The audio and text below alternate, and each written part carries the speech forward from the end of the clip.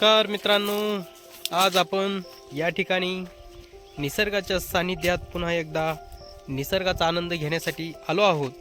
तर आजच्या या निसर्गाच्या सानिध्यातून आपल्याला एक सुंदर संदेश मिळतो की आपण जर तुलना केली, आपलं जे तारुण्य असतं आणि निसर्ग यामध्ये खूप काही असं साम्य असतं। तर आपण जसा निसर्ग वाचवायला हवा तसं आपलं तारुण्य आपण जपून वापर करायला हवं, हे शिकायला मिळतं। कारण निसर्गात जी नवीन चैतन्य असते तसं आपलं हे जे तारुण्याचं वय आहे मित्रांनो, ते सुद्धा या निसर्गासारखं आहे।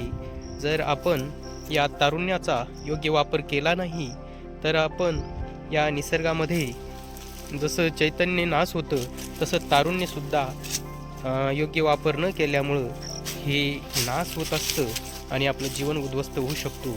तसंच निसर्गाची जर तुलना या तारुण्याशी केली तर निसर्गाचं सुद्धा आपण संतुलन बिघडवलं तर आपण स्वार्थापोटी या निसर्गाचा कसाही वापर करतो। म्हणून या निसर्गाचा सुद्धा आपण योग्य वापर न केल्यास एक दिवस हा निसर्ग नष्ट होण्यासाठी आपण कारणीभूत असू आणि त्याचं संतुलन बिघडवण्यासाठी सुद्धा आपणच कारणीभूत असू। म्हणून निसर्ग आपण वाचवायला हवा आणि तारुण्यसुद्धा आपण जपून वापरायला हवं। म्हणून निसर्ग आणि तारुण्य हे जे साम्य आहे मित्रांनो, तर या दोन गोष्टी जपून वापरायला हव्यात। आपण म्हणतो ना, आपल्या तारुण्याच्या अवस्थेमध्ये आपली वाणी आणि निसर्गातलं पाणी जपून वापरणं गरजेचं असतं। तसंच आपलं तारुण्य आणि निसर्ग या दोन गोष्टी आपण खरंच मनापासून सांगतो मित्रांनो, जपून वापरा। आणि तारुण्य जर जपून वापरलं तर आपलं भविष्य आणि आयुष्य हे नक्की सुरक्षित असेल।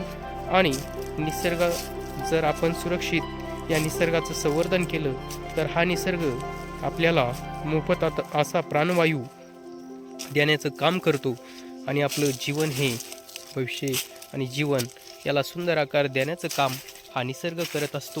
म्हणून आपण या निसर्गाचं संवर्धन करणं गरजेचं आहे। म्हणून मनापासून सर्वांना एक विनंती की निसर्ग वाचवा, जीवन वाचवा, तारुण्य वाचवा, जीवन वाचवा, तसेच तारुण्य वाचवा, भविष्य वाचवा।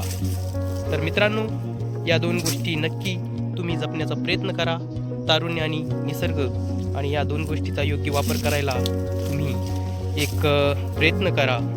तर या आजच्या या व्हिडिओच्या माध्यमातून सुंदर असा संदेश देण्याचा आणि आपण एक प्रेरणा घेण्याचा प्रयत्न करूया। जय हिंद, जय भारत, वंदे मातरम।